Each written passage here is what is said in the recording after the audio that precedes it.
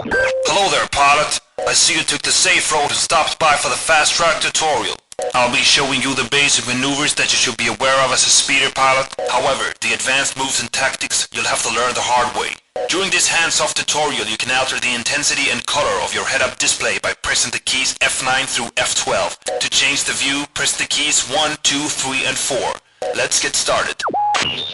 So, first off, let me introduce you to the control system.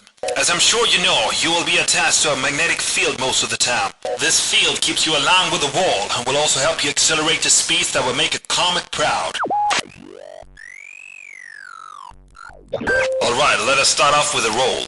As you can see, this can be used either by pressing the key frequently or holding it down, sliding you sideways around the inner tunnel wall at a desired speed. This maneuver is used for several purposes. One is keep you positioned in the right way when you approach a curve. Always stay on the outer side of a curve. If you stay on the inside, you will detach from the magnetic field or lose speed. This depending on the level of difficulty you've chosen to compete in.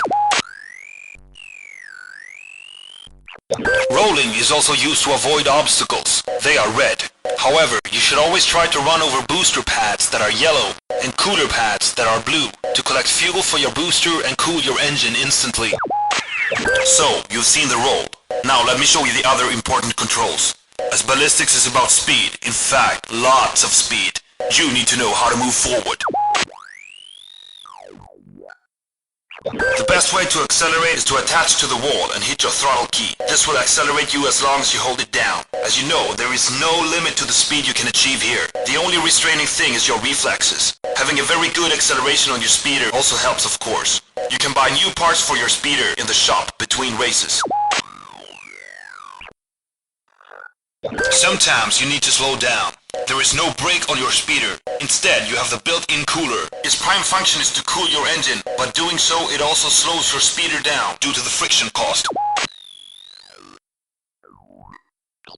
Now, having stopped, it is time to use these three controls together. Let us dodge some obstacles.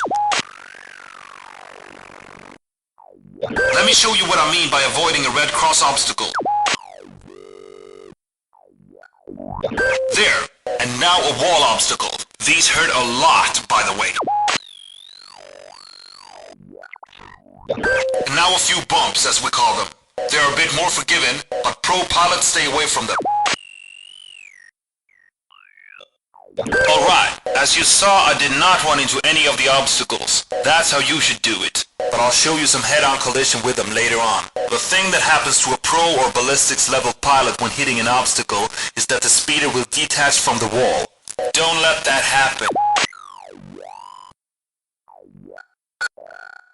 When this happens, the speeder will be free-floating in the air. A free-floating speeder is very slow as the air friction punishes you severely in terms of acceleration. The plus of being detached is that you can reach any point inside the tunnel. This can come in handy if you want to collect some super power-ups. The super power-ups are for pros, and you should only go after them if you feel comfortable with your racing style and need even more speed or other specials. You will see one green and one blue super power-up as we pass them in this tutorial. They can only be taken in detached mode, and I'll only pass them by in this course. Try them on your own later on. So, being detached is good for picking up super power-ups, but for the majority of the race, try to stay attached. To reattach, you must face the direction of the race. If you're looking backwards, you won't be able to attach. Neither will you be able to attach if you try to do it in an inner curve. You will bounce off like this. Attaching is done by pressing and holding the attach-detach key. When the attach lights on your head-up display are unlit, this means that you're now attached to the wall and ready to race, like this. Okay, let's run into a few obstacles to detach and reattach a few times. Notice how the heat indicator square in the lower left of your screen fills up as I gain heat. When the whole square is filled up with color, the speeder is in danger of exploding. Let's avoid that, shall we?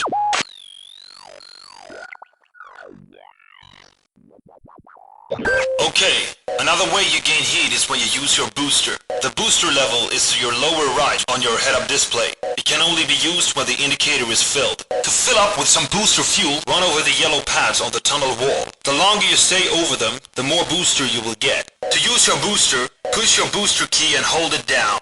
Depending on how you build your speeder in the shop, this will accelerate you several times faster than normal, hurling you beyond the speed of sound if you dare. Watch this.